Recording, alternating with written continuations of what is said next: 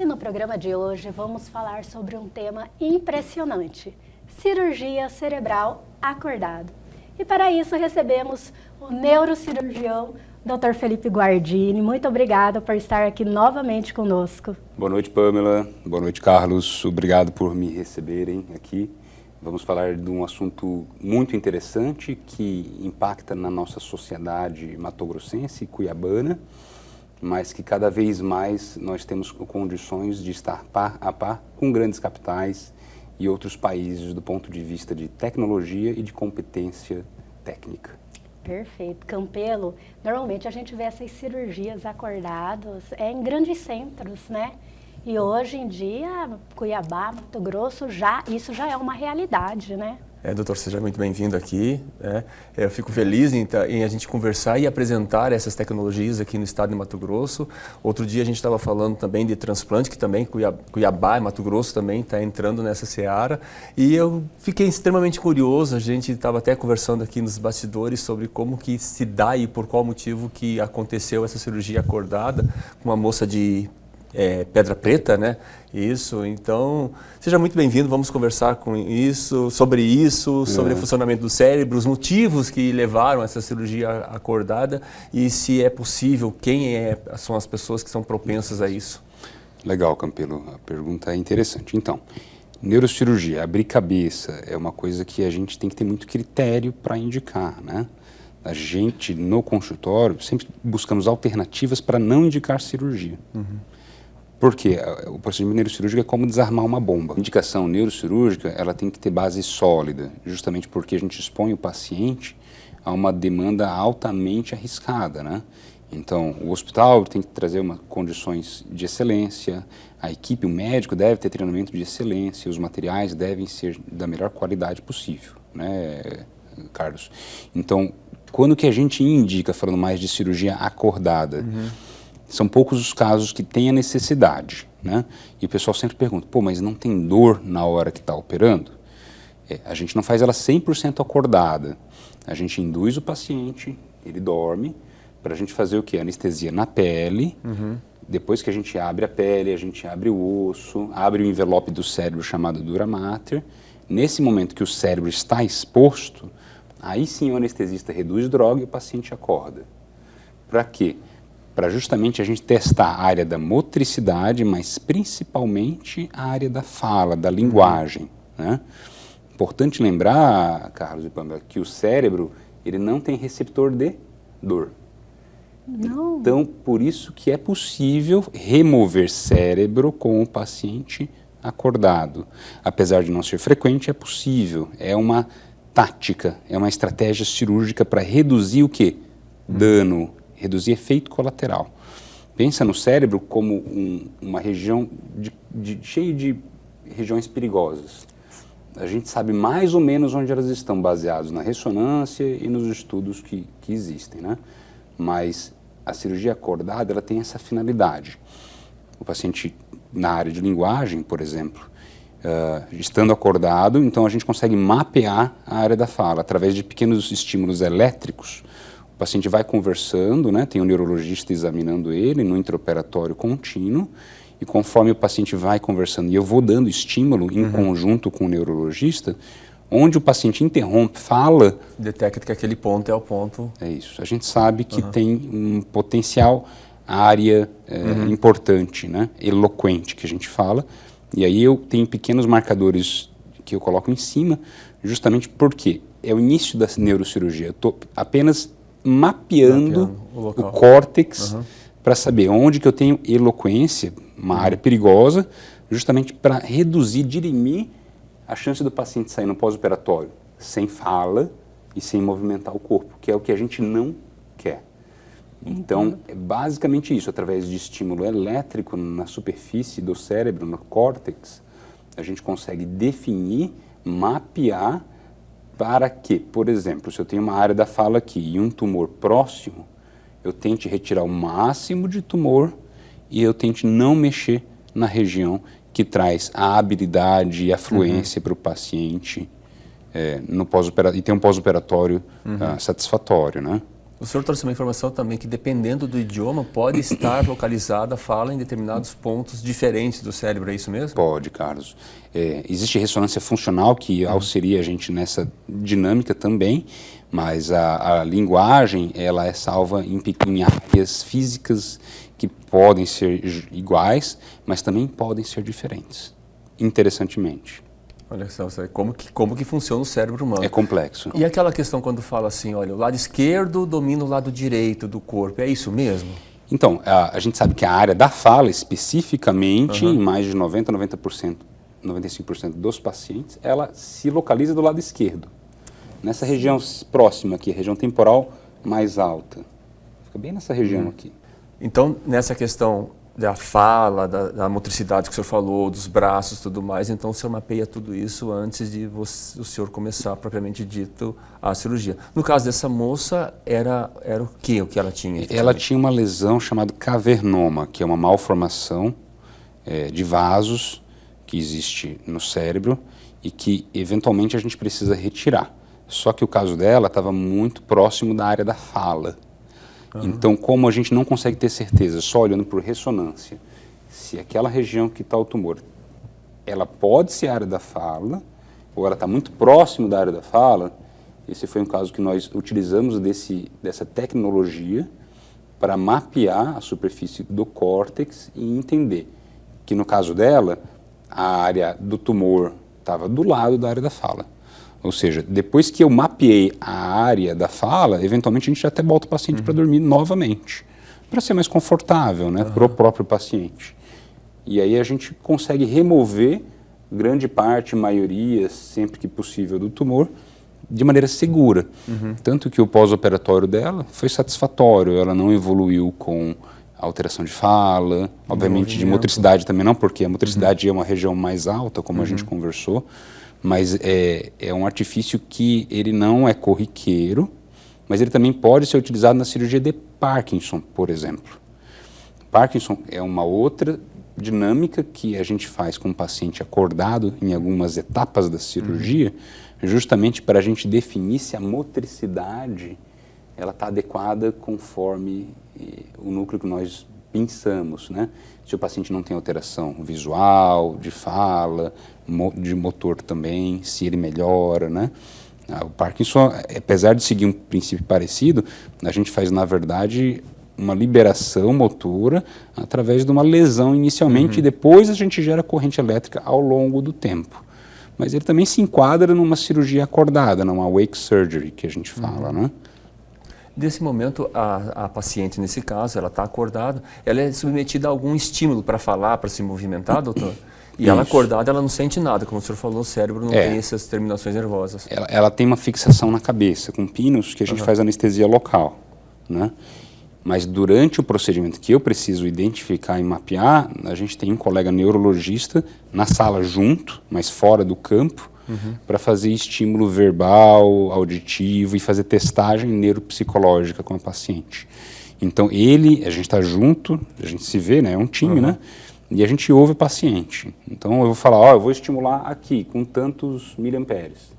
E ele vai aumentando, reduzindo, é o neurofisiologista, né? E isso aí é que faz com que a gente consiga identificar o momento que há perda da funcionalidade conforme o toque no cérebro. Por isso, doutor, muitas vezes fazem essa cirurgia, como já vi na TV, tocando piano, tocando saxofone. Violino, né? Violão. A gente não está avaliando necessariamente a linguagem, mas sim áreas motoras em conjunto, né? É uma possibilidade. Mas na nossa rotina, o próprio neurologista, com as testagens que ele tem, o neurofisiologista, normalmente é satisfatório, não precisa colocar um instrumento dentro de sala, porque a gente já consegue o que a gente precisa sem ter risco de contaminar a cirurgia, por exemplo. No próximo bloco, vamos continuar com esse bate-papo sensacional. Fiquem com a gente, o programa volta em instantes. A gente utiliza uma ferramenta chamada Neuronavegador, no qual nós pegamos a imagem da ressonância junto com a tomografia, que são modalidades semelhantes, mas diferentes. Nós fundimos os mapas, as imagens, dentro de um aparelho específico. e nós conseguimos triangulá-lo através de infravermelho. Antes de eu abrir a cabeça, eu já sei exatamente a localização que eu tenho a lesão, ou seja, eu consigo fazer uma incisão menor e eu consigo ser assertivo onde eu quero chegar.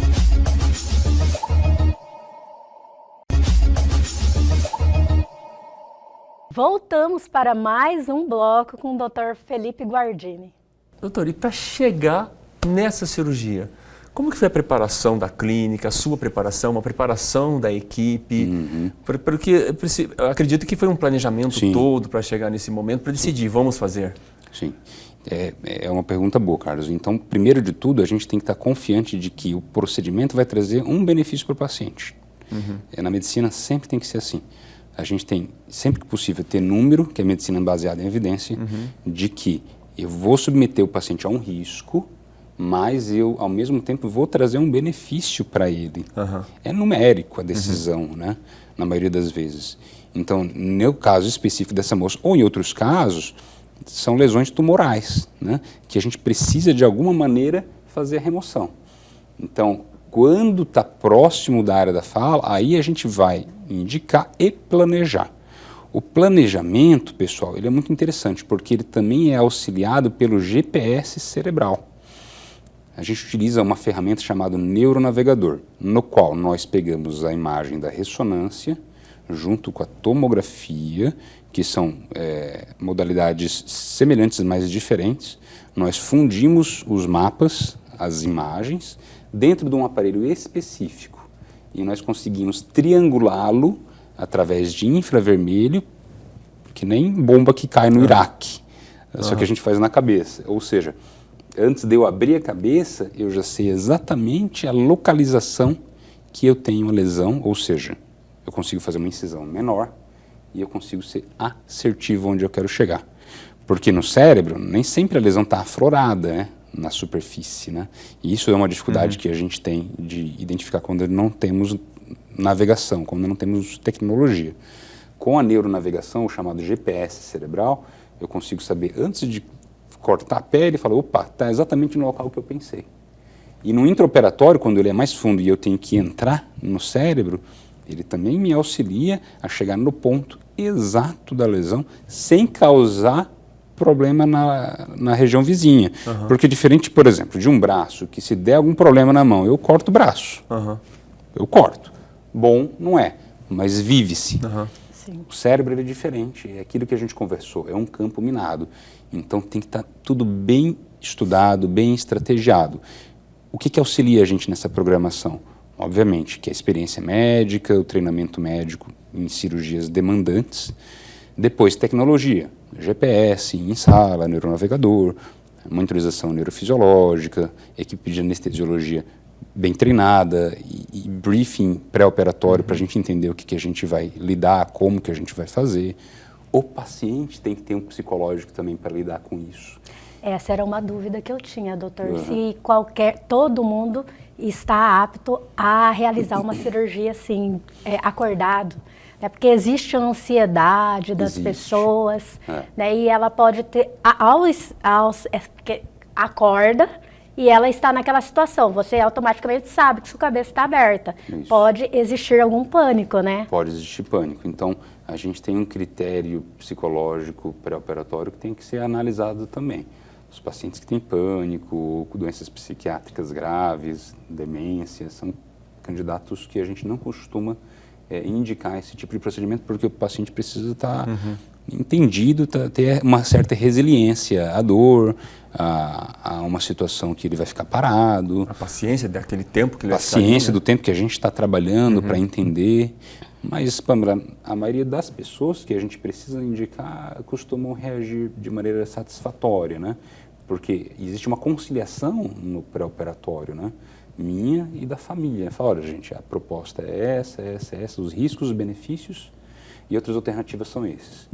Então, a família entendendo, o paciente estando convicto do que acontecerá, a gente consegue conciliar e ter o resultado que a gente espera. A declaração da própria paciente, ela falou que ela acordou, ela se manteve calma, ela interagiu, teve alguma coisa lúdica para ela, acho que foi essa questão de saber o movimento e a fala, né? Que ela se manteve calma em todo o período, sabe? O depoimento dela é muito emocionante e muito agradecida a toda a equipe, né? E principalmente ao senhor. Sim, então, é um caso de sucesso, mas o sucesso, ele não é unilateral, ele não é apenas de um ponto, né? Ele não é culpa apenas do neurocirurgião. Ele tem todo um contexto que se inicia lá atrás, desde a escolha do local que se opera, do material, das equipes e da própria seleção do paciente. O difícil, fácil é indicar cirurgia. Difícil é não indicar cirurgia, saber quando que a gente tem que ir com calma, ter prudência e não ultrapassar, porque na minha área, na neurocirurgia, na neurointervenção, esse limite ele é tênue. Então, de um paciente que saiu muito bem, muito feliz, e de histórias que a gente vê corriqueiramente, de pacientes que têm problemas, que saíram sem andar, sem falar, que não tem mais independência. Então, Carlos e Pamela, é uma área que ela é muito bonita, tecnológica, ela é fantástica, acontece aqui em Cuiabá, mas a gente tem que ter muito cuidado, respeito com indicação cirúrgica, né? Eu tenho muitos pacientes que eu avalio esse risco e benefício e opto por aguardar, por esperar, por amadurecer e, eventualmente, eu tenho dúvida. Então, eu vou discutir com os meus pares, fazer uma decisão em colegiado para a gente ter o quê? Uma maturidade na indicação. Obviamente que urgência, emergência, emergência, emergência. Mas quando nós podemos fazer esse percorrer, a gente costuma ter um resultado muito mais satisfatório e o paciente bem. Qual que é o objetivo final? É o paciente com uma retirada dessa lesão, do tumor, mas que ele mantenha suas atividades diárias, né? A gente não está tirando uma lesão, uma vesícula, por exemplo, que é importante, mas é diferente. As pessoas conseguem viver, ter uma vida normal. Você lá amputou um pé, dá para se virar, né?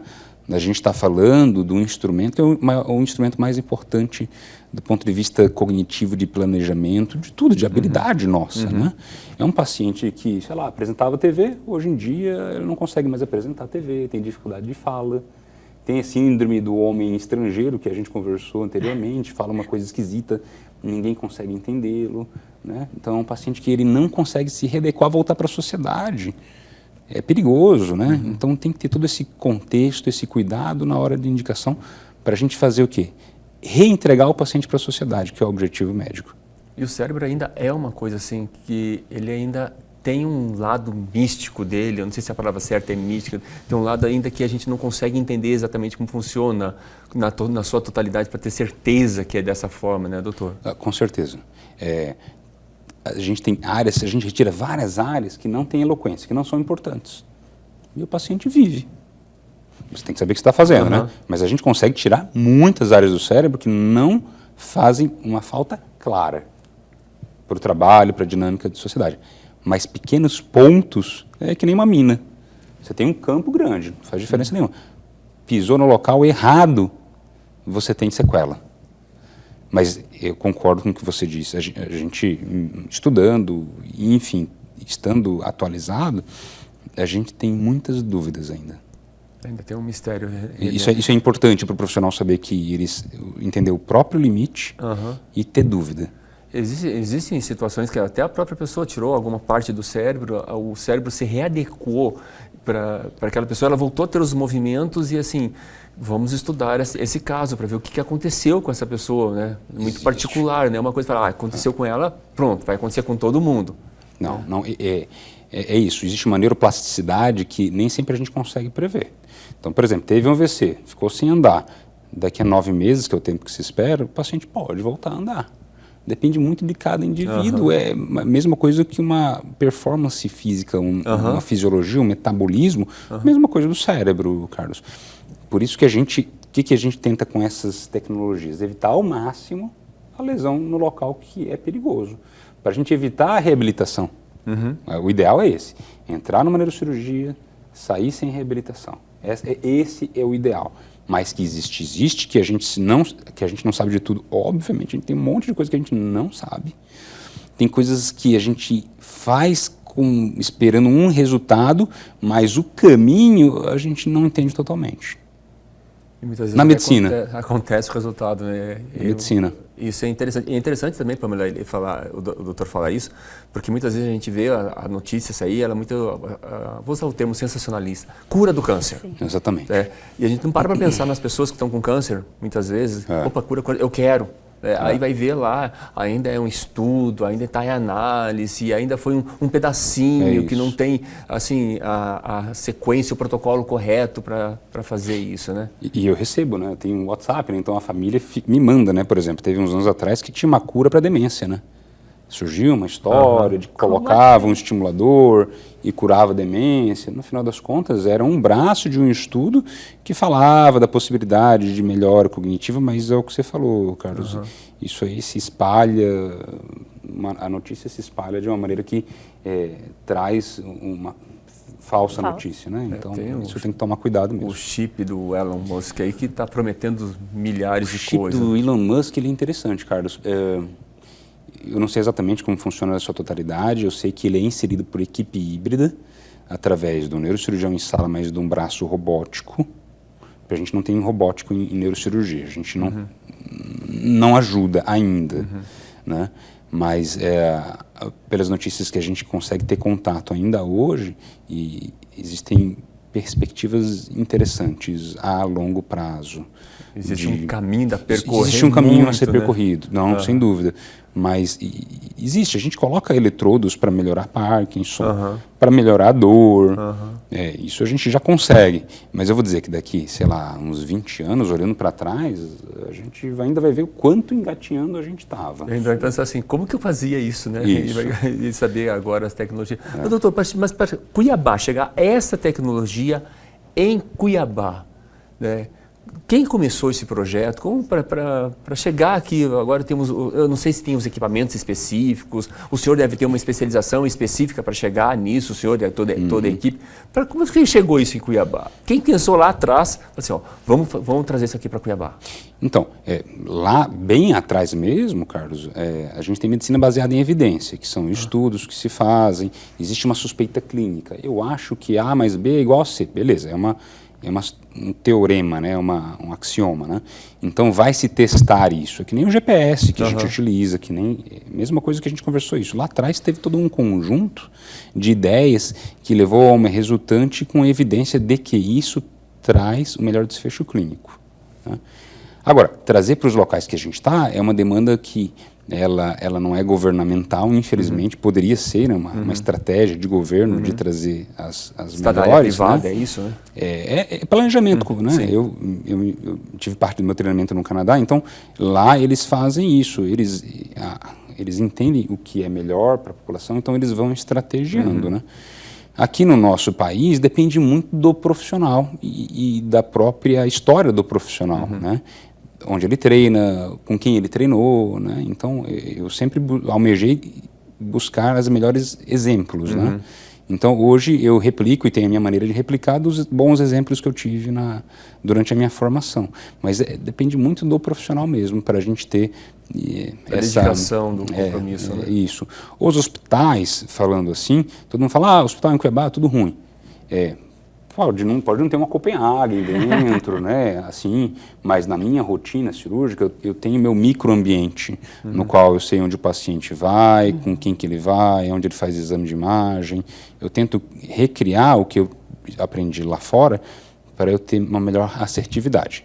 E eu posso dizer que em Cuiabá a gente tem condição de fazer cirurgias muito complexas, inclusive de hotelaria. Tem bons hospitais aqui, que pouca gente conhece. Sim. Então, fala, eu preciso ir para fora, para São Paulo. Quando precisa, eu encaminho. Eu falo, se é um caso, você vai para fora, em tal hospital, com tal pessoa, eu faço o contato, porque a responsabilidade médica é essa. É pegar, seguir e finalizar. Mas hoje em dia, felizmente, poucos casos a gente precisa encaminhar o paciente para fora. O nosso Mato Grosso é um estado muito forte, Cuiabá, né, nem se fala, tem todo um conjunto de material que a gente utiliza, que eu utilizava no Canadá, eu utilizo aqui, da mesma maneira. A grande questão é o profissional, a jogada que diferencia, né, é o profissional mesmo. Já ainda se vê muitas pessoas falando que se quer algo bom vai para fora, né? Mas eu já percebi, como você mesmo falou no início, Campelo, Cuiabá teve uma evolução no tratamento, não só neurológico, como no transplante, né? Que a gente conversou com o Dr. Jonatas dias atrás. Mas os profissionais também estão buscando se aprimorar. Aprimorar suas técnicas, uma melhora, uma qualidade em atender seus pacientes, né, doutor? Existe todo um contexto tecnológico por trás também, né, Pamela, que não tem um limite muito claro hoje, né? O conhecimento, ele existe e ele se protege, né? Acessar o conhecimento que é a arte de cada profissional, e não é só na medicina, é em toda a área, né? A gente tem que sempre pensar que no local que a gente está, a gente consegue fazer uma diferença fenomenal. Nós conseguimos fazer o incrível onde nós estamos. Isso depende muito exatamente da dinâmica e do que o profissional quer, em todas as áreas, não só na área médica, tá? Vai para São Paulo, faz curso, vai para a Alemanha, faz curso. Gente, o conhecimento ele tá, a gente troca experiência. Ontem conversei com o pessoal da China, converso com o pessoal de Singapura, eu tenho dúvidas na minha prática, que eu vou tirar dúvida, eu vou ver qual que é o melhor caminho. Mas o que faz essa dinâmica é o network que você tem, né? Para você buscar o quê? Uma solução que ofereça o menor risco possível para aquele seu paciente, para lhe trazer um tratamento que é personalizado. É isso que a família quer, né? Eu vejo hoje, porque eu estava vendo um caso, né, dos pacientes que vão em alguns hospitais e que ficam meio largados, né? O médico vem, não vai, não dá a cara, não atende, é aquela coisa impessoal. E quando a gente fala, eu falo para os meus alunos isso, a gente tem que sempre trazer pessoalidade. O paciente está frágil e ele quer o quê? Tudo bem, cara, né? Ele quer ser conciliado, ele quer ser entendido e ele precisa, sim, de algum afeto. A gente não pode ser exatamente um Iceman, né, do ponto de vista de tratar. Ele está num momento, principalmente na minha área, veja, não estou fazendo dermatologia, cirurgia plástica, que é um momento de felicidade, que é ótimo. Quem me procura está com um problema, está com anseio, tem dúvida. Será que eu vou viver? Será que eu vou morrer? Será que o meu aneurisma precisa ser tratado? Será que o meu tumor na cabeça? Como que a gente vai lidar? Será que aqui é bom? O que eu tenho de recurso? Será que eu posso fazer mais por mim? Será que a minha família, ela entendeu? Então, voltando a essa dinâmica, o fator que modifica tudo é sempre o profissional. Doutor, e eu acredito muito que essa busca que o senhor falou, que o senhor faz de sempre prestar um serviço de qualidade ao seu paciente, é questão de respeito ao paciente. Porque, falando de experiência própria, uma vez eu estive num hospital, eu sou transplantada renal, eu já comentei isso antes, e eu fui num hospital que eles vieram para mim com total falta de respeito e viraram: você vai precisar de um novo transplante. Um profissional que não tinha especialidade para falar isso. Então, assim, eu vi isso como uma falta de respeito com o paciente que foi buscar o serviço, entendeu? Então, é de mais profissionais como o senhor que nós precisamos. Como nós, né? Como nós, como né? Nós, né? Como é o que a gente quer na nossa sociedade cuiabana, matogrossense, é que as pessoas deem o seu melhor em todos os sentidos. A pessoa que limpa a nossa cidade, o vulgo lixeiro, que trabalho fantástico. Se ele não fizer de maneira performática e da sua melhor maneira, a gente vive epidemia. Com certeza. Então, nesse teu caso específico, falta o tato à humanidade, né? Eu tenho que falar para os meus pacientes coisas que não são agradáveis, mas a gente tem que ser cavalheiro no modo de se expressar, né? A gente percorre uma ideia, um encadeamento lógico dessas ideias, até com que o próprio paciente fala, então vou precisar de transplante. Para ele faz sentido.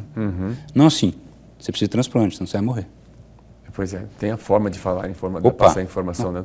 Calma. Puta, a cabeça, ela paga. Ela paga em você, em mim. Eu também tenho, né? Sou um ser humano, vou ter doença, vai chegar o meu momento. né? E o que eu espero é isso, eu dou aula inclusive para estimular os meus alunos a um dia eles terem esse cuidado, respeito, carinho, o bem-querer, olhar para outra pessoa como ser humano, né? Conciliar a expectativa. Isso é fundamental. E o que a gente quer na nossa sociedade é cada vez mais nós tenhamos pessoas em todas as áreas de muita competência, de muita dedicação. É para isso que a gente se propõe aqui em Cuiabá e no nosso estado. É fazer o que a gente faz de maneira séria. E comprometida, E comprometida. com foco. Não perca o próximo bloco. É rápido, não saia daí. O Ela e Você volta já já. Se você não quer ter demência de Alzheimer, demência vascular, quer chegar nos seus 80, 85, 90, que nem esses idosinhos com uma cabeça boa, a receita sempre depende de você mesmo, que é manter a atividade física rotineira, sempre que possível auxiliada por um profissional, manter doenças crônicas como hipertensão, diabetes, que são os principais, e tabagismo controlados.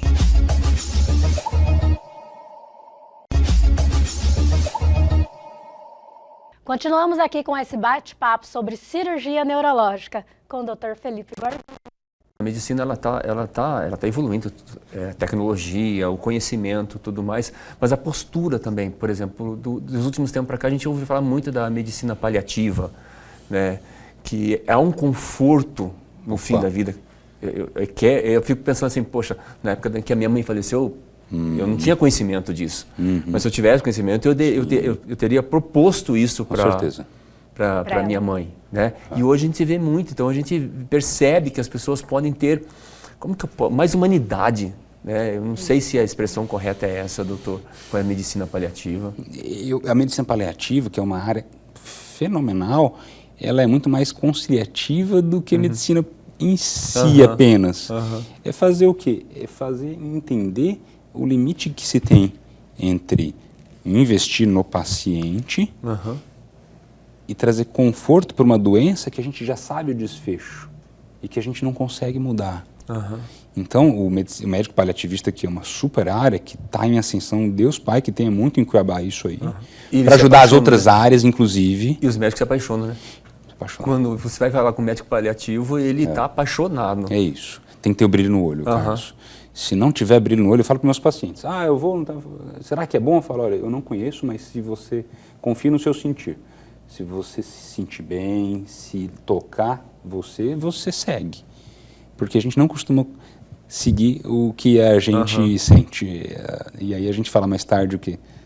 Puxa, bem que eu devia ter escutado, eu devia ter escutado aquela vozinha, bem, né? que eu sabia. Então é um exercício de acreditar naquilo que está dentro. Perfeito. Teve outras cirurgias dessas, doutora? Tem esse caso dessa paciente de Sim, não, já tivemos outras cirurgias que a gente precisa aplicar a mesma dinâmica. Isso é corriqueiro, isso não é... Então, é exceção para paciente, né? Não são todos os casos que são indicados, mas é uma rotina que se tem a longo prazo. A gente sempre coloca em marketing, né, do ponto de vista para a sociedade, saber que existe a possibilidade disso aqui em Cuiabá, né? Mas não dá para todo dia, veja, a gente tem que ter o nosso marketing, né? Mas eu sou uma pessoa que, eu sou um pouco difícil nesse sentido. Eu não acho que todo dia eu tenho que ficar postando uma dinâmica, não que eu não exponha o paciente, mas a gente faz isso com rotina, tratamentos complexos, aneurisma cerebral, tumor, dor, né? Doenças do sistema nervoso, cirúrgica, é uma rotina nossa, né? Com o paciente acordado, doutor? Não, a maioria das vezes sem paciente acordado mesmo, com o paciente dormindo, né? Mas a gente, é possível fazer casos, a gente faz casos complexos rotineiramente, diariamente aqui, inclusive daqui a pouco tem, na própria Cuiabá. Perfeito, doutor. Nós já estamos aí encaminhando para o final. Mas eu tenho uma dúvida, que é algo que eu vi e eu queria... Agora tem um neurocirurgião aqui, né? Vamos tirar. A vacina, se eu não me engano, é a BCG, ela tem efeito benéfico para o Alzheimer? Não existe evidência para isso. Não existe evidência. E isso é uma coisa que a gente tem que tomar muito cuidado, né? Com as notícias falsas. E o que é evidência médica? É quando a gente tem estudos, ensaios randomizados. Leva tempo para a gente ter estudo, que nem a vacina da Covid, né? Uma parte da galera fala, pô, mas ainda não tem um estudo final. Outra parte defendia que já tinha alguma evidência, né? Então, existe essa dualidade. Para a gente dizer que uma coisa ela tem eficiência. Magnésio, zinco, ômega 3, isso requer anos de pesquisa, né? Mas para a gente poder falar para você, eu estou te passando porque tem uma evidência médica, isso vai te melhorar, né? Isso vai te ajudar. Então, a bacilo de Calmette-Guerin, que é a BCG, o nome da BCG, eu posso estar enganado, mas eu não lembro de ter nenhuma evidência de que isso possa reduzir o quadro cognitivo, né? Assim, Sim, é porque alguém falou e saiu numa matéria, se eu não me engano, é Instagram, e as pessoas passaram para frente e eu falei, como vou ter o Dr. Claro. Felipe lá, eu vou perguntar, né? Mas então é fake news. Mas deixa eu clarificar para todos vocês, o Carlos não me deixa mentir. Se você quer ter uma saúde cognitiva boa, se você não quer ter demência de Alzheimer, demência vascular, quer chegar nos seus 80, 85, 90, que nem esses idosinhos com uma cabeça boa, a receita sempre depende de você mesmo, que é manter a atividade física rotineira, sempre que possível, auxiliada por um profissional, manter doenças crônicas como hipertensão, diabetes, que são os principais, e tabagismo controlados, e estímulo cognitivo. Estímulo cognitivo, Carlos, é aquilo que a gente sempre conversa. A gente tem o nosso básico, mas é fazer coisas que tragam desafio para a mente. Então, por exemplo, você sabe falar um outro idioma, um francês, por exemplo, é fazer um francês, é fazer um alemão, é aprender piano, partitura, é iniciar uma nova faculdade, é iniciar uma dinâmica diferente, né? Então, o professor de matemática adianta fazer conta? Não está estimulando a mente, ele já sabe o caminho. Ele pode partir para outra coisa, para o português, para uma administração. Sempre então, deixar... turma, não tem, remédios para demência, eles não são muito bons, tá? A prevenção é o melhor caminho. Cuidem da saúde de vocês para depois não chegar num nível que a gente não consegue remediar.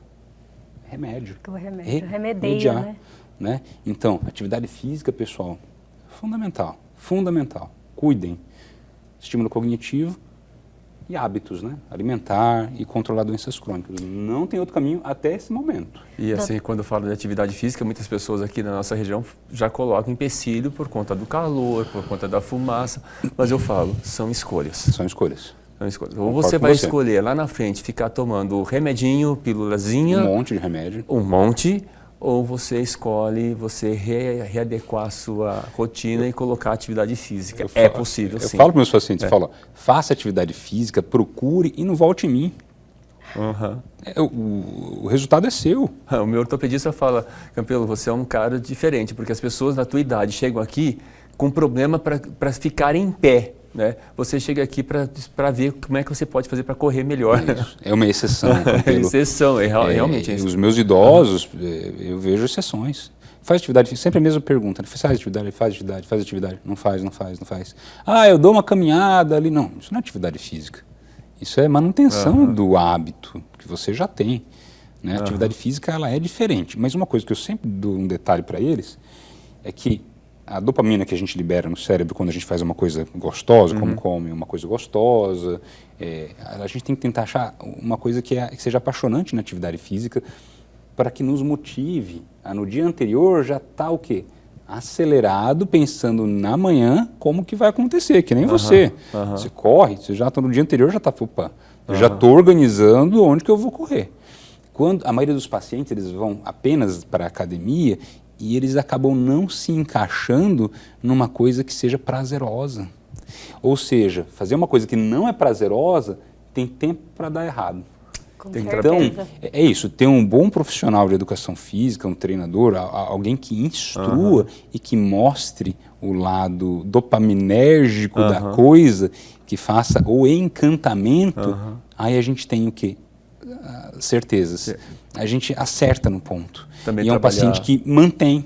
Consegue manter e trabalhar um sistema de recompensa, né? É Propriamente isso. dito, é isso que o senhor está falando. É a vida. Né? É a vida.